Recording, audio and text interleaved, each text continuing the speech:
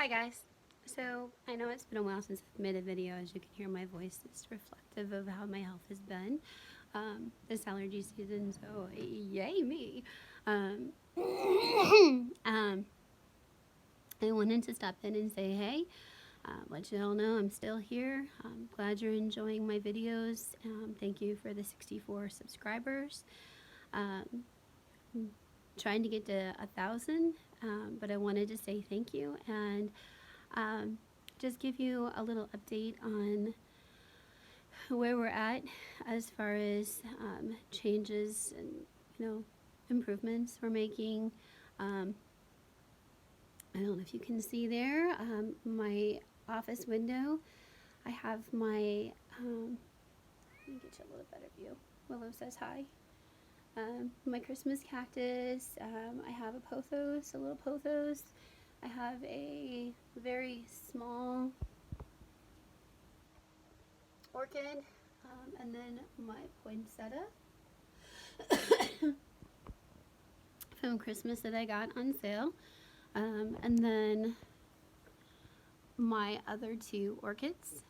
Those are in my office, and then the next thing, Dean and I started this last night, and there is a dozen just random farm chicken eggs in there that we started last night.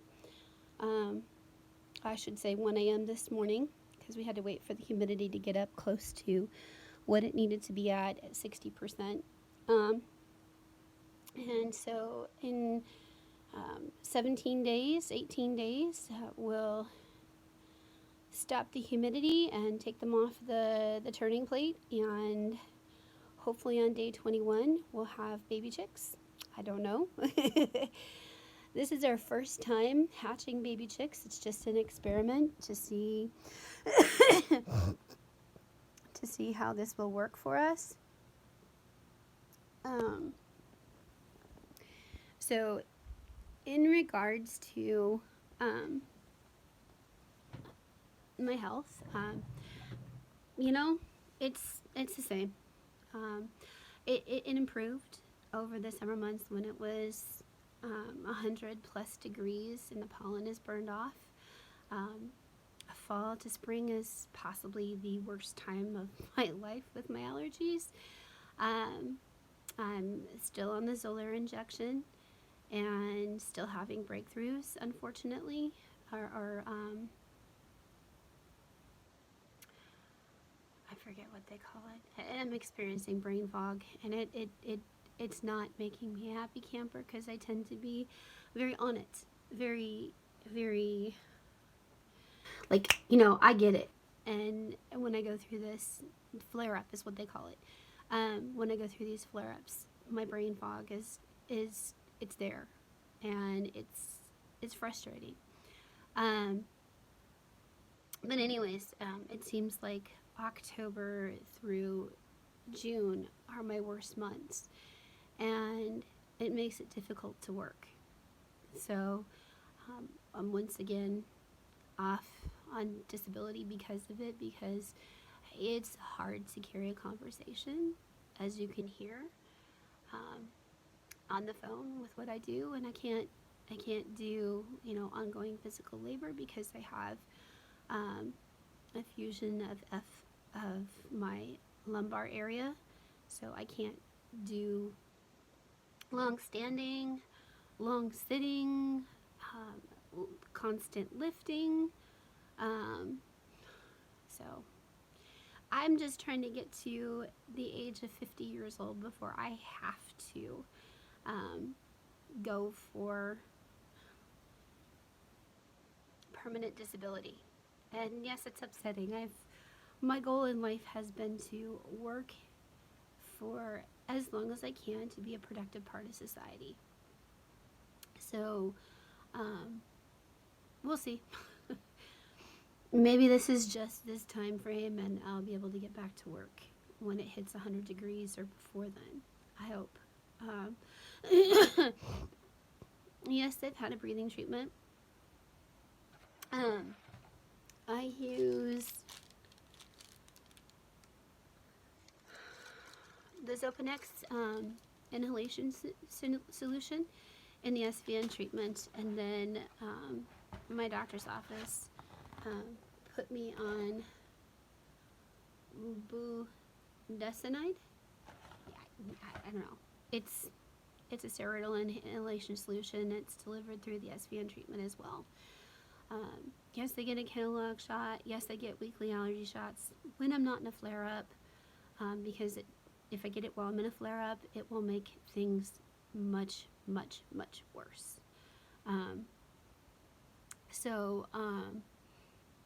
Yes, I change my air filters on a weekly basis. Yes, I vacuum to keep the dust up. Yes, my house is not perfect clean. I get that. I'm human. I do a little bit of time, and that's what I have to do to survive. Yes, I still have my goats. Again, those chores, a little bit at a time, and I get them done. It sucks. I'm not as depressed this time around as I was last time, because I feel like I have a future. I feel like there is a light at the end of the tunnel, and I don't feel like I'm having to fight as hard to prove there is something wrong. I'm still exploring what else could be going on.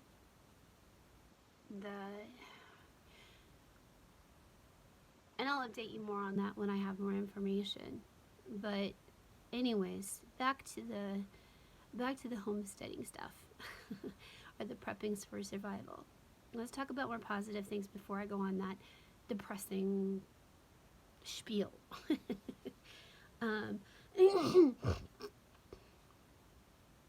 So I have been on the mission to get away from processed foods, because I think that is a contributing factor to my issues.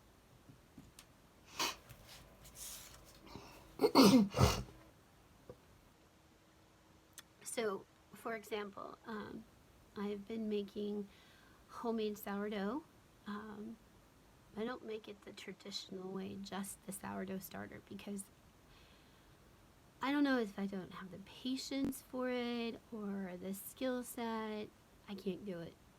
I can't do it. I give props where props are deserved for bakers and home bakers that manage it, but mine has 2 cups of the starter and then a teaspoon and a half of yeast, and I use the all-purpose flour. I use the King Arthur recipe, and it's successful every time. It makes me smile. It tastes good. It's nice and puffy.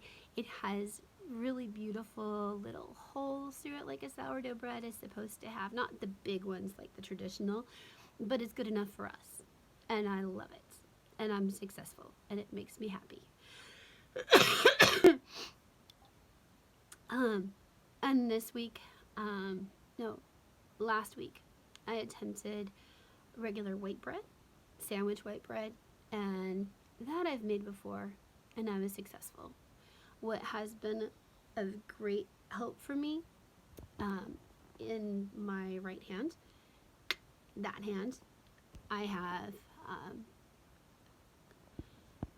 carpal tunnel syndrome.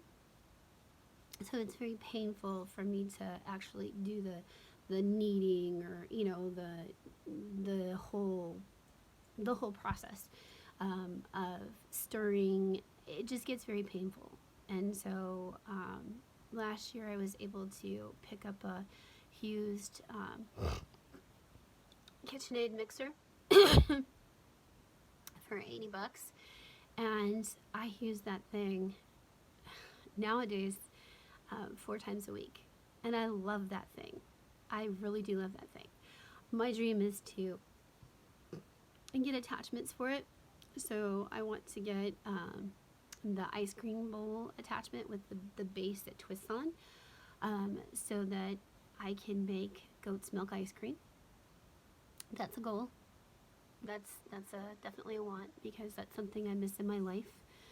Um, I don't eat it all the time, but every night. But sometimes you just have to have that sweet thing, that sweet fix.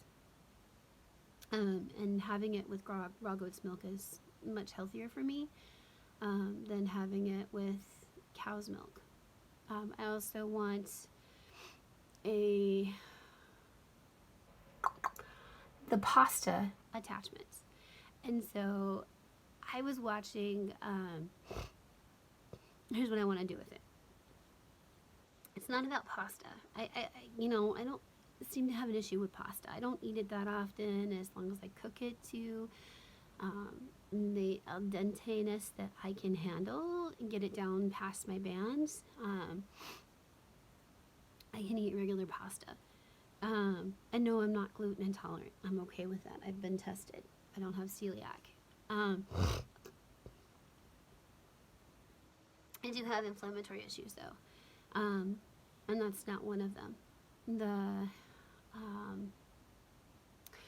Lumna Acres. Let's try to get back on track. Lumna Acres made some crackers, homemade. I think they were Cheez-It crackers, and it's LUMHA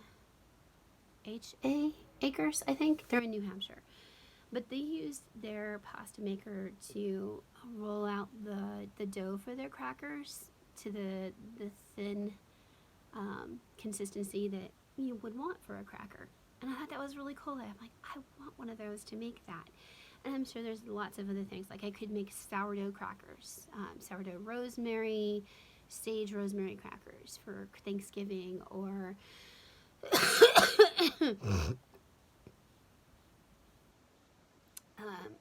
cheese flavored crackers, or things like that, homemade,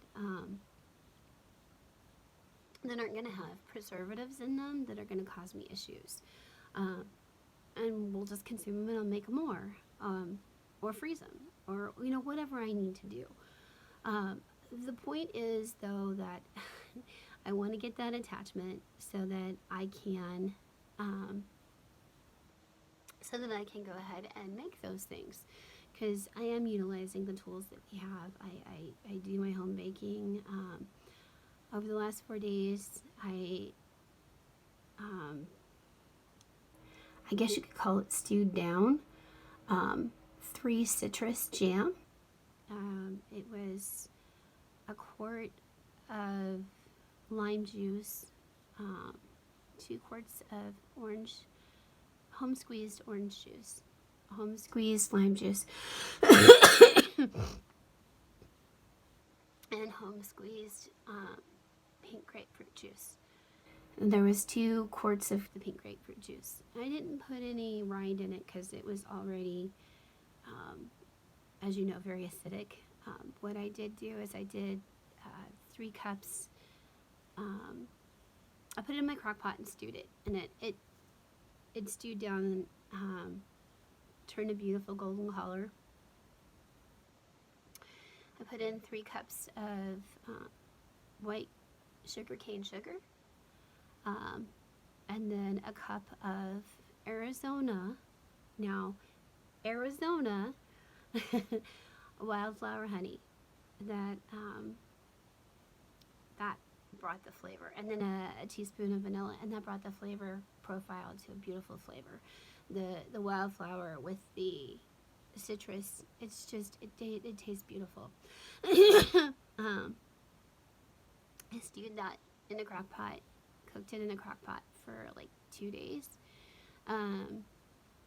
to cook out the liquid to more concentrate it.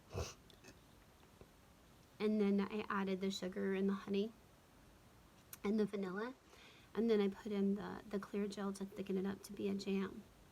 And it's the heated clear gel, so you are allowed to, it's okay to can it, water bath can it. And so finally last night I was able to muster up the energy to do the water bath canning, and I canned up 6.5 jars, pint jars. And it'll be used as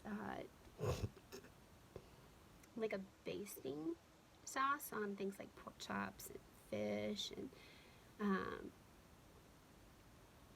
chicken, like a Cajun kind of thing, or like a Jamaican kind of thing, or island kind of dish with sweet potatoes and rice.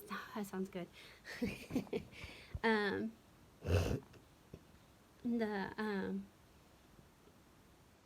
the other thing is that two of our girls, our goats, are in milk. The one, Holly Lolly, she doesn't produce a lot of milk.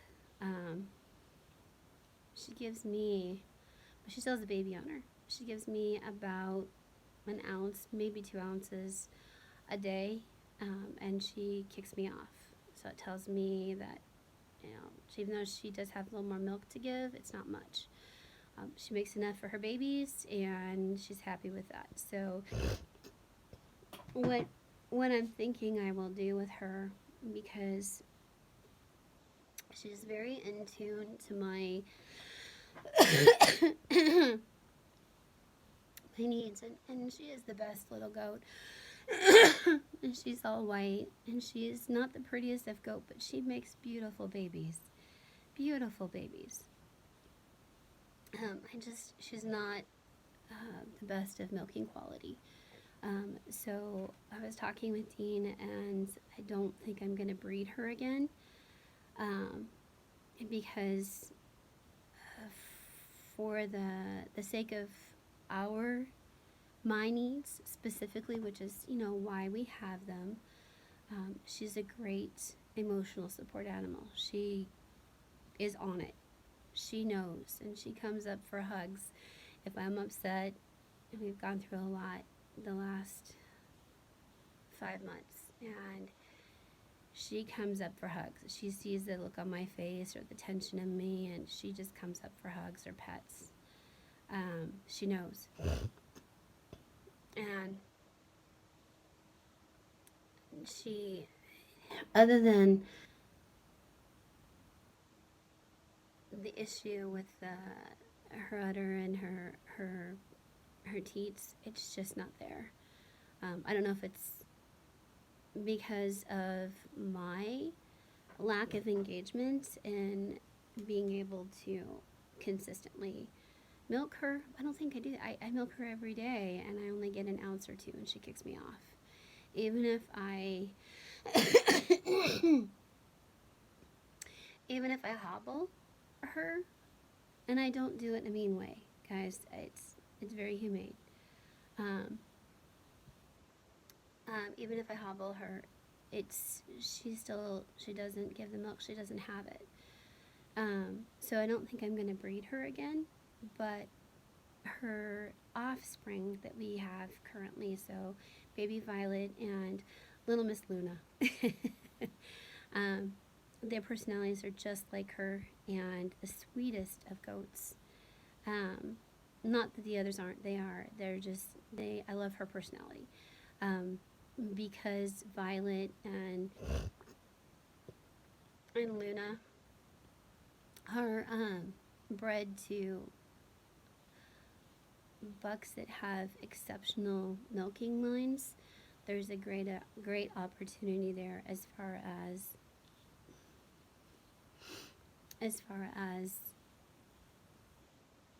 milk production and udder formation and all of those things. So there's great possibility there with the two of them. So when its time is right, with Luna, she's going to be a year, because I'm not putting her through being pregnant and delivering in the middle of summer. It's too hot for the goats. It's too hot for me to be out there dealing with a delivery in the middle of summer. So we'll breed her in June, Luna in June, and she'll be due in November. She's at the size of a full-size, 1-year-old goat at this point. For Violet, she'll be bred to our little Mr. Milky Way. Probably probably in November. So she'll be due um,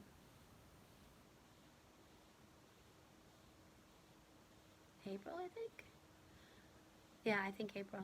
I think mid-April, first part of April, mid-April. And it'll still be cool enough that it will be comfortable for her and safe for her as far as that's concerned. I don't want it to be too cold for the babies, and I don't want it to be too hot for the mamas. We are definitely they call it hand breeding, when you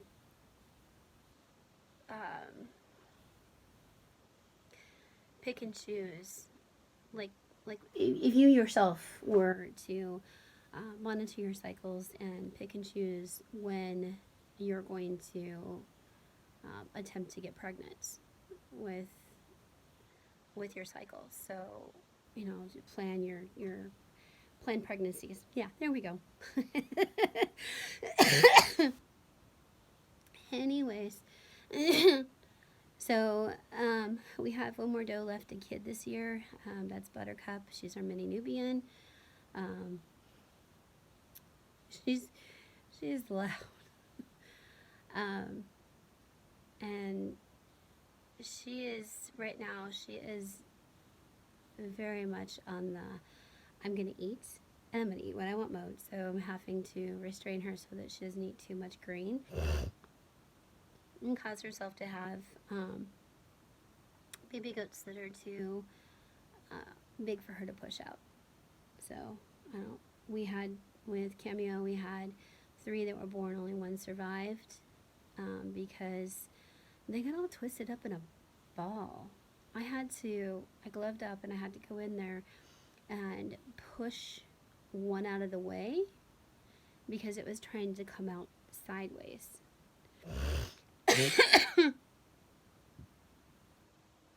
And I couldn't get my finger, like they say, get your finger around a hoof and pull. Make sure the head's forward and pull, or the butt's forward and pull once you have a leg. And I couldn't do it. It was just, its little head was just sideways. And so I just gently pushed, put my 4 fingers around its head to cup it, and then pushed it out of the way so that the one that was ready to come out could come out, and it had already passed because apparently it was too long of a wait. And we had gone to church and we had gone to the grocery store and we were gone for about 2 hours. And it was too long. So the first one came out, it was a doe, it was a girl, and it was gone. We tried CPR on it. Yes, I cleaned the mouth off, wiped the mouth off, blew air in its nose, and even though it was absolutely disgusting, it was a valiant effort. We tried. She didn't make it, and she was gorgeous. Oh my gosh, she looked like her daddy. She looked like Nubbins. The second one was a boy. It was a buck. We currently have him. He'll be a week old on Saturday, so tomorrow.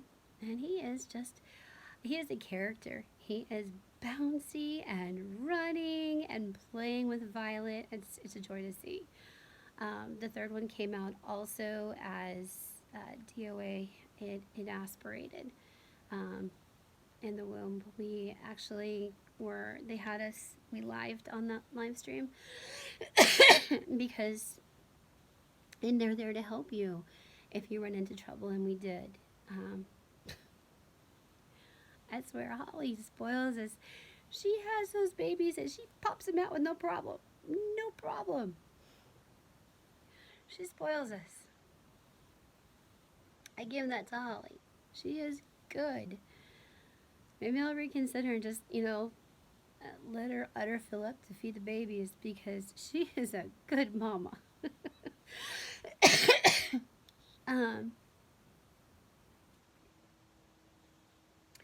But poor Cameo, she was distraught, and we thought she was going to abandon the baby buck that survived, but we just stayed back and we let her um, do what she needed to do. And she loves that little boy. And at first, she acted like this was all new for her to be responsible for a baby, a baby kid. And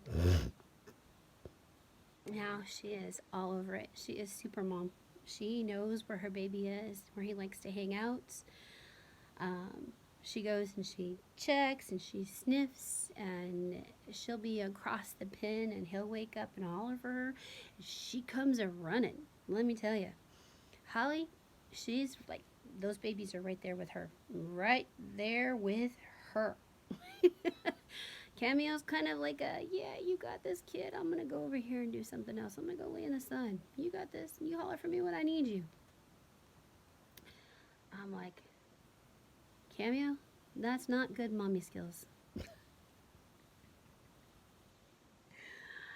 um, so she's doing better. He's up being active, and so she's more involved with him, which is good to see. I was a little worried that she was going to be um,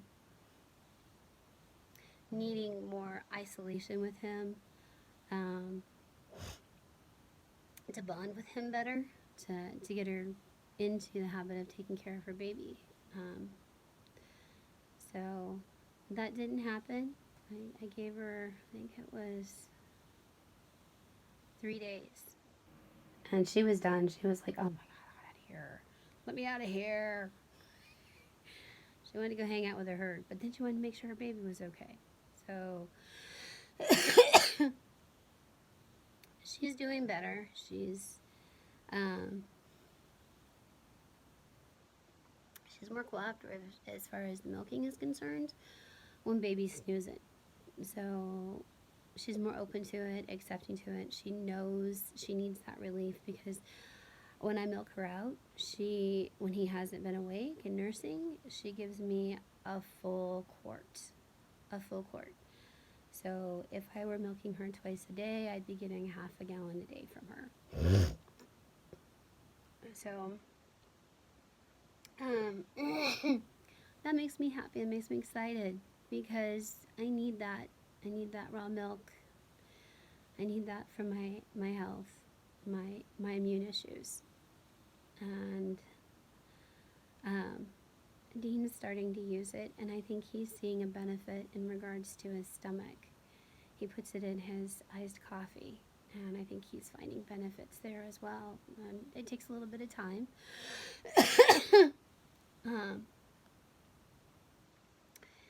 We have eggs now. Our girls are back in eggs. I'm getting about 4 or 5 eggs a day from the 8 chickens. And it's consistently the Saramas and the Americana. And then the Sicilian hen once in a while. Every other day I get eggs from the Wyandotte and then the Barred Rock.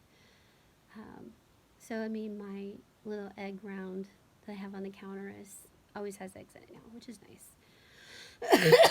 But the Barred Rock and the Wyandotte are, I think, 4 years old now. And they're still producing eggs. They're back to producing almost on a daily basis. I think that's awesome. Because traditionally, they're once a month at this stage. So they're doing good. They're still producing eggs. They're sticking around as long as they're still producing eggs. And once they get to that point where they're not producing eggs, I have a friend 3 miles away that we can retire them to the retirement facility they have set up for their chickens. And yes, all of their chickens are retired. They produce eggs once in a while, but not very often. They're all older, between 2 and 7 years of age. Chickens, if you take care of them, they can live for a long time. All right. I've rambled for 30 minutes. You've listened to me cough and hack, and I'm sorry. I'm just going to go ahead and post this. I'm not going to do any editing. This is life. This is real. This is what it is. This is what I'm dealing with. I'll try to make more videos depending on how I'm doing. And I will talk to you all later. Bye.